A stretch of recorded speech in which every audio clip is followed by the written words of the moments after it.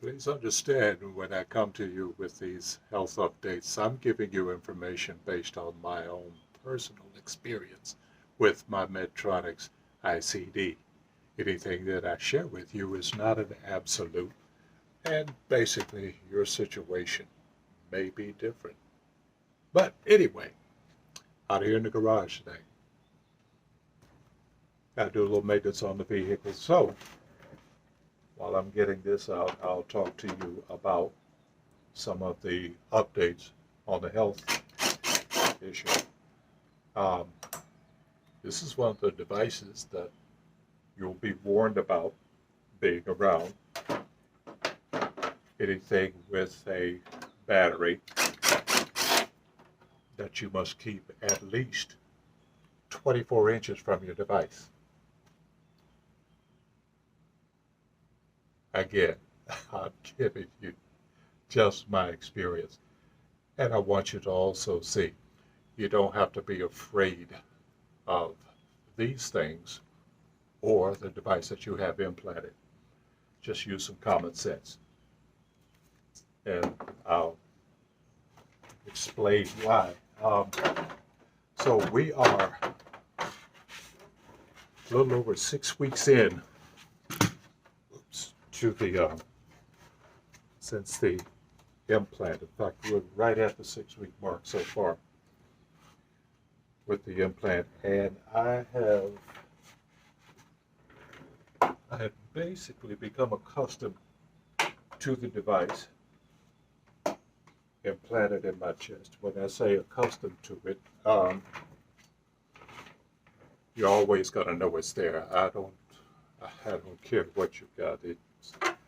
It's always going to remind you. There is still, even at 6 plus, well, just right at 6 weeks, there's still a level of sensitivity to the touch and an awareness that there is something there. Now, one of the issues that I've discovered and reported to my treatment folks over at Centennial Heart, I guess I can give them a shout out, is I have been experiencing some pain on the side where the ICD has been implanted. Uh, the pain varies in its level, and it varies also in its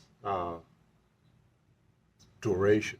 I was trying to think that it also varies in its duration. Sometimes the pain just gives me a tingling sensation between the rotator cuff right here and the device itself. Other times the pain will result in a numbness or tingling feeling down my left arm and sometimes even into my hand. I didn't understand it at first, but a few weeks ago my wife handed me something and she put it in my left hand, or I reached for it with my left hand. And even though I was physically looking at it, when she put it in my hand, I couldn't, I nearly dropped it. I had to catch it with my right hand.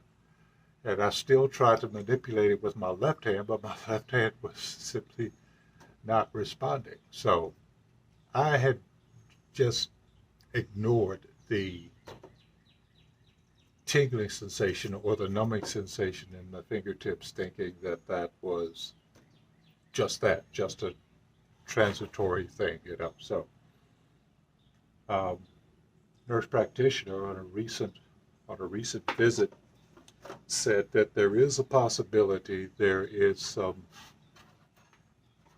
nerve damage or more likely nerve inflammation because of the implant itself. There's a little bit of a profile, as you can see right there.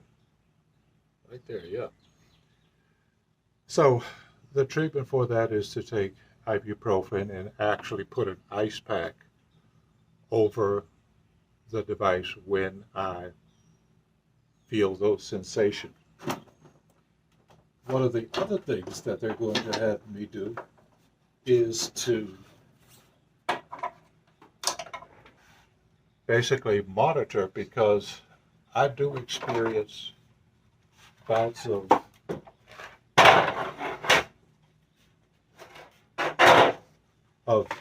dizziness that tends to tends to last a pretty good amount of time for me. But again, it doesn't. I can't say that it's caused because of the pacing and stuff. Folks, I'm sorry, it's hot out here. Ah, but the dizziness that comes about sometimes comes just on its own. I may be doing nothing but sitting. I will have a period of dizziness that will last sometimes a few seconds to a minute or a couple of minutes. Other times it may come when I stand up or when I sit down or when I lay down. These transition periods, I spoke about that earlier. So what they are having me to do is to log all of these incidences that take place with the dizziness, with the pain, and here lately, something that I'm just guessing,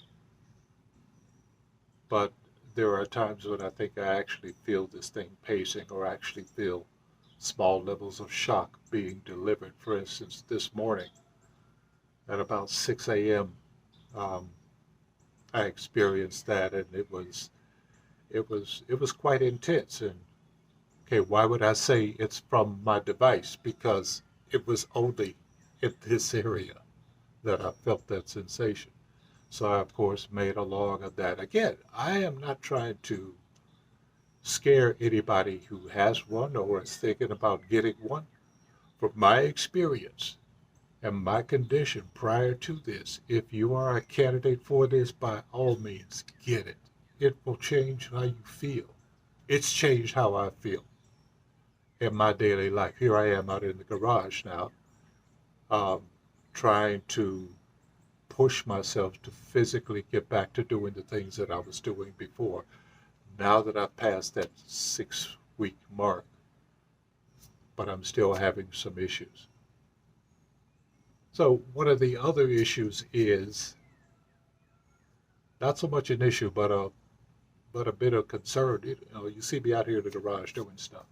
I'm familiar with test equipment. I have voltmeters, scanners for my vehicles, and things of that nature. I'm fairly techy. Well, there is an actual app that my device is connected to that monitors my device. Now, when you have to go in for a checkup, they have their own device that they place over this one and put a little loop around your neck. And that device gives them all of the telemetry that your implanted device will save up and record. It'll give everything from your heart rate to the number of times that it pulses, the time of day all of that occurs, everything that's associated with it. But you can't see any of it. They can. There we go. This is the information age. Technology rules, and in this case, it's still a great thing. However, if you're a person that's used to controlling the technology around you, this is one of the things that you are not going to be able to see. Me personally, I would love to be able to see a graph, to see a chart, something, to see the actual data that my device collects. But that's just me. Everybody's not geared like that, and you think about the number of devices out there, the number of people with these devices, the learning curve can be pretty steep. So I understand why they don't, but it's just a me thing. I would like to see more detailed information because I'm just put together that way. So you may have to make the adjustment and understand that there are people who are going to see and know what's happening to you before you find out. In fact, what will happen is, like in my case, they called me and told me what was going on. And I felt fine. This is the other part of that equation. You have to be very deliberate with how you describe yourself and your symptoms to the people that are caring for you when you have one of these devices in there. They're going to ask questions. Do you feel dizzy? Have you fallen? Do you feel any this? Do you feel any that? And your answer may be yes. Well, they asked me that and about myself. Now, I have atrial fibrillation, so I only have a single lead into the right chamber of my heart. Not a dual lead, not a triple lead, but just a single lead. Otherwise, it would pick up the AFib from the atrium chamber, and it would try to shock me. The thing would probably be going off quite a bit. So, single lead,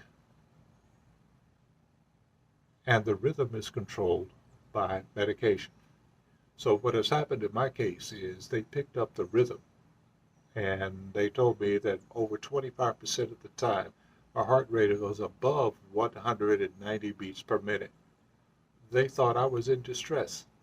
No, I felt fine. I felt fine because I'm so accustomed to living with this irregular heartbeat and this irregular rhythm and not being able to accurately measure my heart rate electronically. I don't know if it's because my devices are just not that sensitive, but the Medtronic's device in my chest actually tracks my heart rate above 90 more often than my devices that I have at home, which usually track me around 84, 86 at rest. Oh, you should have seen it at the height of the atrial fibrillation. My resting heart rate used to be about 130, and that's about the point that the machine I had at that time just couldn't count anymore. Yeah, my heart was beating faster and so irregular it wouldn't count above 130. So if I tried to take my pulse with the irregular beat, I would sometimes get up to 130, just resting. So it took me some years to get the heart rate down. I digress. So you have to be very deliberate in answering the questions to your healthcare providers, the team that monitors, because they see raw, pure data that is recorded actively and transmitted to them daily, Monday through Friday. So I guess like a radio station, they can tune me in and see what's going on with my heart, or actually the device will alert them that something's out of kilter with me. So you have to be comfortable with that. But as I'm describing what's going on with me to my healthcare provider, I had to explain to her that, yes, I do feel the arrhythmia in my heart. I'm so accustomed to it.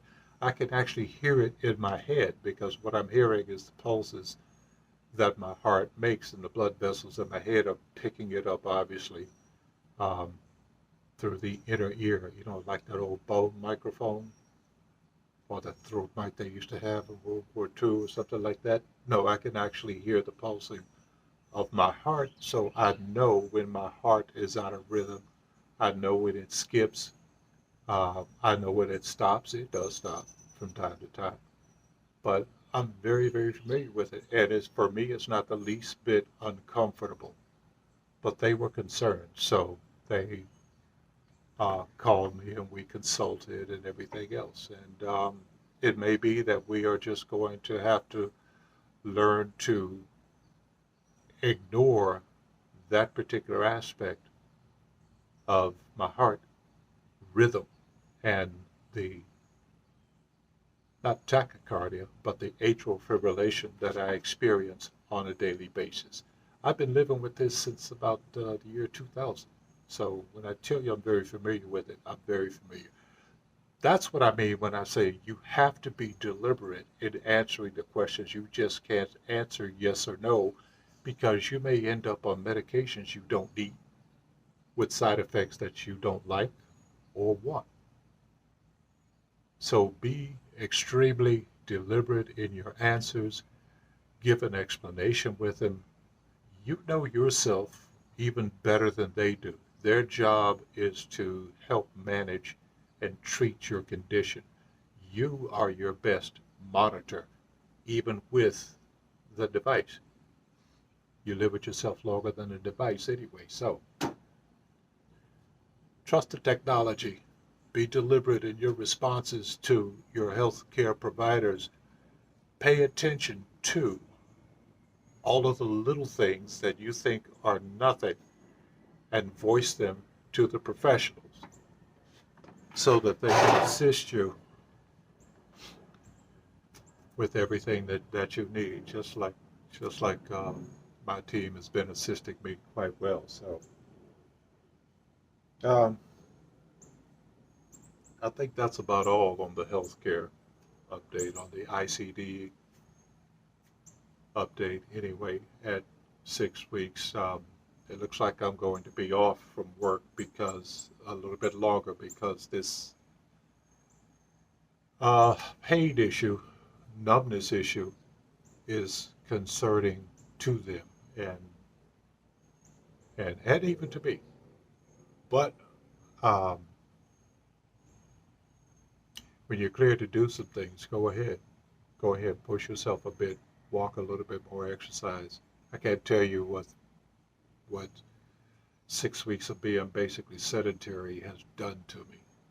So I'm having to fight just a little bit harder because one of the other things that I've noted, like a lot of other people that I saw on the great YouTube that do this, I'm a lot older than a lot of the people that I've seen with ICDs and pacemakers. There are people out there in their teens and 20s and 30s who have problems severe enough that they need them. I'm 67. I just got mine. So life is going to be just a little bit different for me, just like it is for everybody when they have one. But take care of yourself, take care of your health. You have one of these devices, monitor yourself. You know yourself better than anyone out there. And do what is best for you to stay healthy. I'm going to get to work, so I'll talk with you later.